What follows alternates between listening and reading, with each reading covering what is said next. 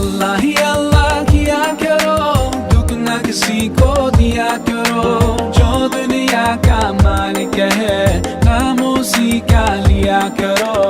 अल्लाह ही अल्लाह, अल्लाह ही अल्लाह, अल्लाह ही अल्लाह किया करो, दुख न किसी को दिया करो, जो दुनिया का मालिक है नाम उसी का लिया करो। अल्लाह ही अल्लाह, अल्लाह ही अल्लाह।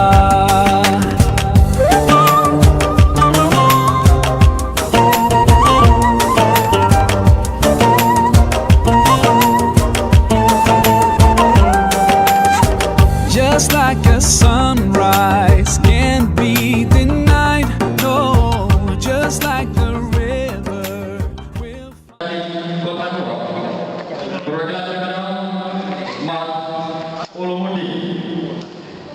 dipersilakan.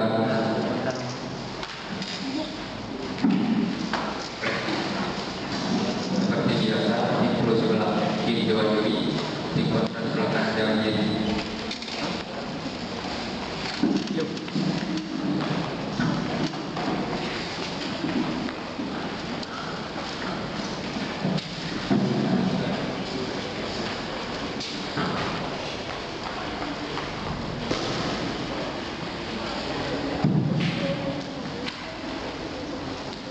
Kami persilakan terlebih dahulu kepada tim Pro perwakilan Man Longsmore, dipersilakan 7 menit dari sekarang. Assalamualaikum warahmatullahi wabarakatuh. Rabbi shrah li sadri wa yassir li amri wahlul 'uqdatam min lisani yafqahu qawli. Allah Subhanahu wa taala berfirman dalam Al-Qur'an mengenai perintah untuk berpoligami. Ya berbunyi, a'udzu billahi minasy syaithanir rajim. Bismillahirrahmanirrahim.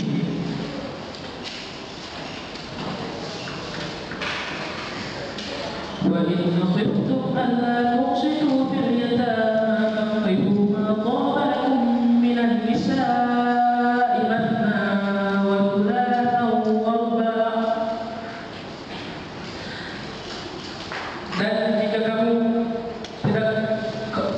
kamu khawatir tidak akan berlaku adil terhadap hak anak perempuan yatim, maka nikahilah perempuan yang berusia 2, 3 atau 4. Bentuk fakir di sini dalam istilah dalam bahasa Arab adalah bentuk dari fi'il amar, yang mana yang menegaskan bahwa ini adalah perintah. Sedangkan bentuk dari firman Allah dalam surah An-Nisa ayat 129 adalah lam di sini bermaksud lam yang tidak akan untuk dapat selaku berlaku selamanya. Dalam kaidah usul jika suatu perintah datang terlebih dahulu, setelah itu baru datang suatu larangan, maka hukum yang diambil dari keduanya adalah hukum mubah atau boleh. Jadi untuk poligami di sini akan kami menyimpulkan bahwa poligami boleh. Selanjutnya akan dijelaskan oleh pembicara dulu. Kemudian jika kita kaji ulang dari surat An-Nisa ayat 3, itu dikatakan bentuk perintah pantiku yang berarti maka nikahilah. Berarti di situ Allah menggunakan kalimat perintah seperti yang dikatakan oleh kawan kita tadi. Kemudian baru datang yang namanya larangan, sehingga bentuk perintah adalah larangan ini hukumnya boleh. Kemudian jika kita lihat kembali,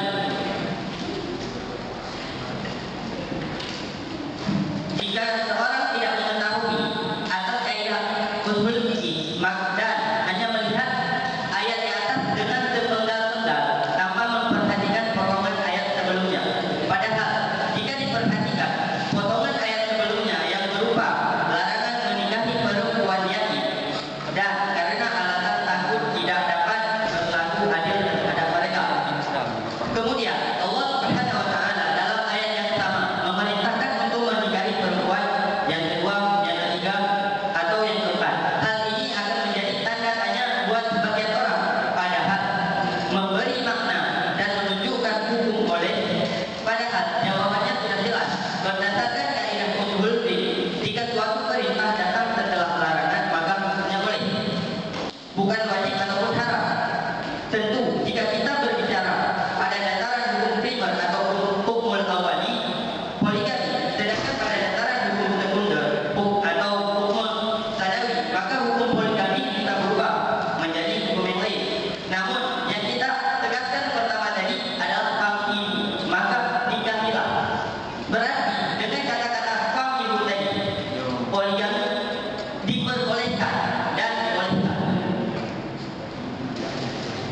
Kemudian akan disambung oleh pembicara yang ketiga. Assalamualaikum warahmatullahi wabarakatuh. Praktek poligami tidak mungkin untuk dilarang. Berdasarkan hikmah ilahi, pasti akan terdapat efek samping yang bahaya dari pelarangan tersebut. Dengan diadakan praktek poligami, niscaya akan banyak praktek musik ilegal di antara para pemilik suami dan dan ini terbukti pasca diberlakukannya Undang-Undang Nomor 10 Tahun 1943 pada masa Orde Baru. Sekian. Kalau bisa masih ada waktu sisa 1 menit 45 detik. Kalau tidak, kami lanjutkan kepada tim kontra. Berdasarkan jajak pendapat terhadap Undang-Undang Nomor 10 Tahun 1983 tentang pelarangan praktek poligami, ternyata mayoritas suara atau 60% suara dari seluruh rakyat Indonesia lebih mengusulkan untuk merevisi kembali undang-undang tersebut. Karena dengan adanya pelarangan poligami, maka saat itu muncullah doi dan kita ketahui seperti sekarang ini. Sekian, cukup. Silakan tim kontra.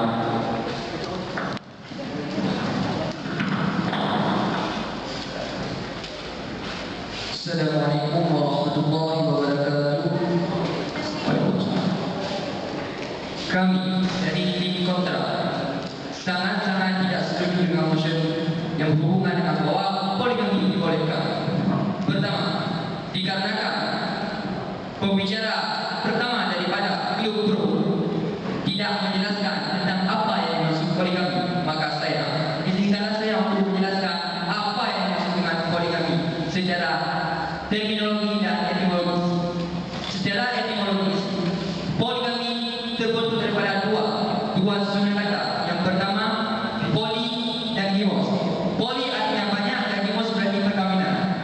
Jadi dapat kita katakan bahwasanya poligami dalam susunan etimologi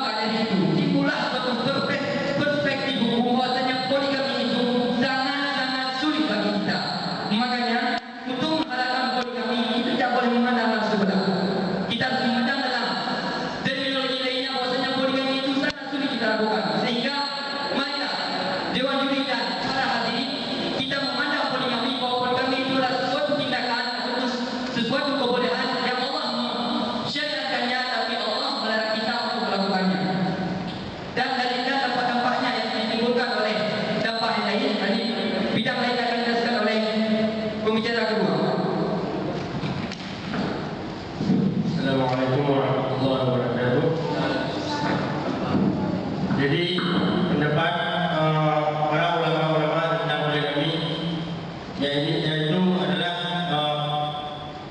tidak diperbolehkan karena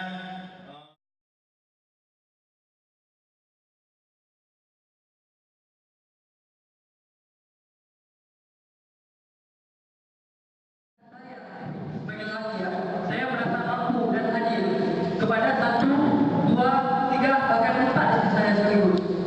Apakah ada larangan bagi saya untuk poligami? Ya.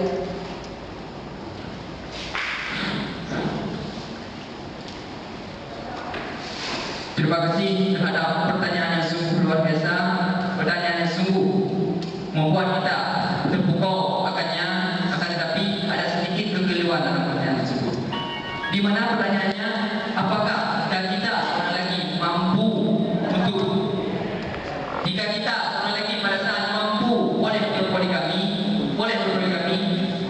coba kita jangan pikirkan kembali, apakah kita mampu? Di manakah tolak ukur mampu di antara ini? Di mana tolak ukur seorang mengatakan bahwa dirinya mampu? Di mana? Tidak ada, saudara-saudara. Jadi maksud dengan mampu adalah mampu berpoligami, tapi hanya dengan doa Rasulullah. Mampukah kita menyatakan bagaimana Rasulullah berpoligami dengan kita? Rasulullah berpoligami karena dia seorang nabi, dia seorang utusan Allah. Dia berpoligami agar supaya hadisnya, agar supaya perilakunya, agar supaya keluarganya dapat diceritakan kembali pada saat kita sekarang. Tapi sekarang kita bilang kita mampu berpoligami, saya mampu berpoligami, tapi kenapa? Hanya untuk kedudukan, hanya untuk kemaslahatan yang tidak bisa kita timbang dan sebelah mata. Jadi dapat kita simpulkan bahasanya kita baru bisa mengatakan kita mampu berpoligami siapa orang kita? Rasulullah Sallallahu Alaihi Wasallam. Jika belum menyamai Rasulullah maka tidak boleh, tidak boleh poligami. Karena poligami cuma satu poligami yang disyariatkan oleh Nabi Muhammad Sallallahu Alaihi Wasallam. Jika kita timbang di antara kemudaratan dan manfaatnya, maka jelas tidak perlu kita jawab bahwasanya poligami sekarang hanya untuk memuaskan nafsu, hanya untuk kedudukan, bukan karena seperti poligami yang disyariatkan oleh Nabi Muhammad Sallallahu Alaihi Wasallam. Waktu habis, silakan bertanya.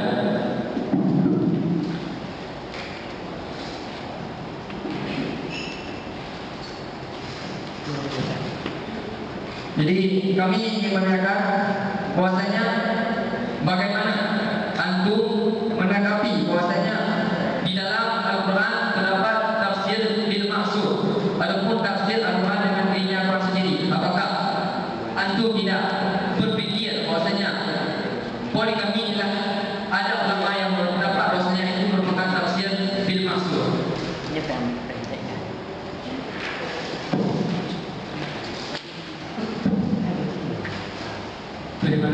Terima kasih atas jawaban yang diberikan atas dari pertanyaan kami. Kami merasa sangat puas. Kami akan menjawab pertanyaan dari saudara kita bersama Kemudian tersebut. Ya, kami tidak mengerti adanya tafsir bil maksud, yang mana tafsir yang dilakukan dengan ayat sebelumnya. Tapi saya ingin menunjukkan sedikit data dan fakta bahwa ketika Walid bin Mughirah mencoba masuk Islam, dia memiliki 8 istri. Sedangkan ketika itu Rasulullah menyuruhnya menceraikan 4 istrinya, tinggal menceraikan 4. Seandainya poligami tidak boleh, kenapa Rasulullah tidak menyuruh dia untuk menceraikan 7 istrinya? Kenapa hanya 4? Jadi begitu pertanyaan saya. Jadi yang sangatnya sedikit untuk Al-Quran surat Al-Baqarah ayat 129, di situ disebutkan bahwa kamu sekali-kali tidak akan dapat berlaku adil. Kata dari setiap itu tidak akan pernah dapat untuk selamanya. Di mana dalam kata bahasa Arab kata tersebut digunakan untuk sesuatu yang tidak akan pernah dapat dilakukan. Kalau ini tidak dilakukan, lantas bukankah ini bersifat paradoks? Jadi mungkinkah Allah menetapkan sesuatu yang bersifat paradoks, dan mungkinkah Allah menetapkan sesuatu yang tapi dengan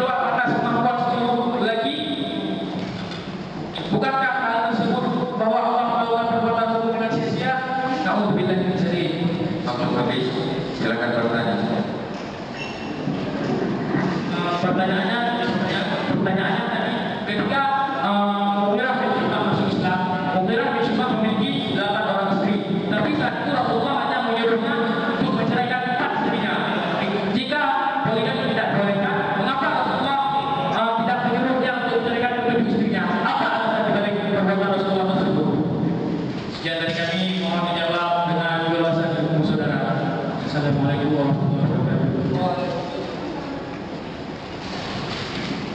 Silakan Direktur. Jadi kami akan menjawab pertanyaan dari tim Pro. Mungkin Rasulullah menyuruh agar meninggalkan tempat, yaitu dengan sisi yang kami jelaskan tadi. Mungkin karena tempat tersebut dilihat dari faktor ekonominya atau dari segi kemampuan penggunaan tersebut, dan mungkin kalau dibiarkan semua tinggal satu, maka lebih banyak yang terlantar, dan untuk meminimalisir yang terlantar ini maka tinggalkan maka disarankan oleh Rasulullah jadi 4. Dan Masih ada waktu 1 menit. Jadi kami ingin meneruskan kembali pernyataan bahwasanya sebab bahwasanya Mughirah, Rasulullah menyuruh Mughirah dalam menceraikan istrinya. Di situ nampak bahwasanya Rasulullah memerintahkan Mughirah menceraikan istrinya adalah karena di masa itu Mughirah pada saat masuk Islam, dia tidak ingin menceraikan istrinya, tapi dia ingin masuk Islam. Sehingga Rasulullah berkata, maka ceraikanlah, pilihlah di mana ataupun siapa saja yang paling kau cintai, pilihlah. Maka Mughirah memilih, ada 5 Rasulullah. Tidak lagi, dia pilih lagi sehingga terlepas, sehingga nampaklah di situ bukan bahwasanya Rasulullah memilih kami, tapi Rasulullah memajukan Mughirah agar memilih siapa di antara istri-istrinya yang boleh dia pilih ataupun yang paling dia cintai. Bukan Rasulullah memberikan Mughirah, tapi karena itu sebuah pelonggaran yang diberikan Rasulullah kepada Mughirah, karena dia baru masuk Islam, tidak ingatkan kawan-kawan terhadap cerita bahwasanya Rasulullah pernah menyuruh kepada seorang, dia hanya pertama kali masuk Islam, tapi Rasulullah hanya berkata, janganlah